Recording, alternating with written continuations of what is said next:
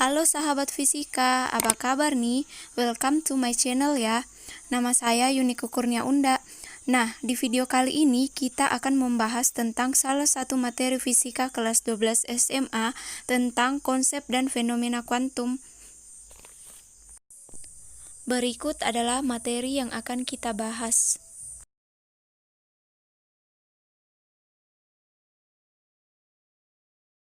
Yang pertama yaitu radiasi benda hitam.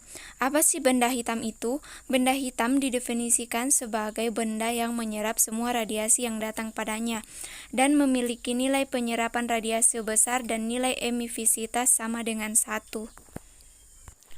Maka radiasi benda hitam adalah proses penyerapan semua radiasi elektromagnetik yang mengenainya atau pengemisi semua radiasi elektromagnetik yang dimilikinya.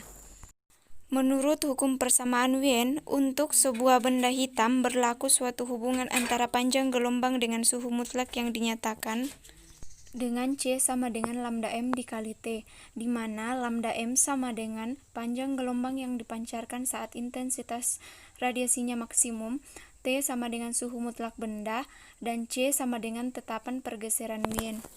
Menurut teori Planck, suatu benda hitam adalah kumpulan osilator dalam kesetimbangan dengan medan radiasi. Teori Planck juga menyebutkan bahwa suatu osilator dengan frekuensi hanya bisa memiliki energi yang dinyatakan dalam persamaan E sama dengan H dikali V, di mana E sama dengan energi dalam satuan Joule, H sama dengan konstanta Planck, dan V sama dengan frekuensi radiasi. Hukum radiasi Stefan-Boltzmann menyatakan intensitas radiasi total seluruh panjang gelombang cahaya yang dipancarkan benda hitam hanya bergantung pada suhu benda yang dinyatakan dalam I sama dengan E delta T pangkat 4, di mana I sama dengan intensitas radiasi dalam satuan watt per meter pangkat 2, E sama dengan emisivitas, delta sama dengan konstanta Stefan-Boltzmann, dan T sama dengan suhu. Efek fotolistrik menyatakan bahwa suatu jenis logam tertentu bila disinari atau dikenai radiasi dengan frekuensi yang lebih besar dari harga tertentu akan melepaskan elektron, walaupun intensitas radiasinya sangat kecil. Sebaliknya, berapapun besar intensitas radiasi yang dikenakan pada suatu jenis logam, jika frekuensinya lebih kecil dari harga tertentu, maka tidak akan dapat melepaskan elektron dari logam tersebut. Nah, peristiwa pelepasan elektron dari logam oleh radiasi inilah yang disebut dengan efek fotolistrik. Dan elektron yang terlepas dari logam disebut fotoelektron. Kemudian efek fotolistrik membutuhkan foton dengan energi dari beberapa elektron volts sampai lebih dari 1 meter volt unsur yang nomor atomnya tinggi.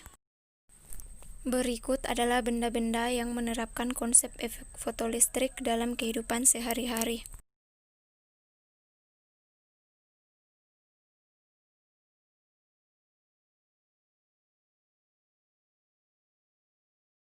Selanjutnya yaitu efek Compton. Gejala Compton merupakan gejala hamburan atau efek dari penembakan suatu materi dengan sinar X. Efek ini ditemukan oleh Arthur Holly Compton pada tahun 1923. Jika sejumlah elektron yang dipancarkan ditembak dengan sinar X, maka sinar X ini akan terhambur. Hamburan sinar X ini akan memiliki frekuensi yang lebih kecil daripada frekuensi semula. Menurut teori klasik, energi dan momentum gelombang elektromagnetik dihubungkan oleh E sama dengan P dikali C.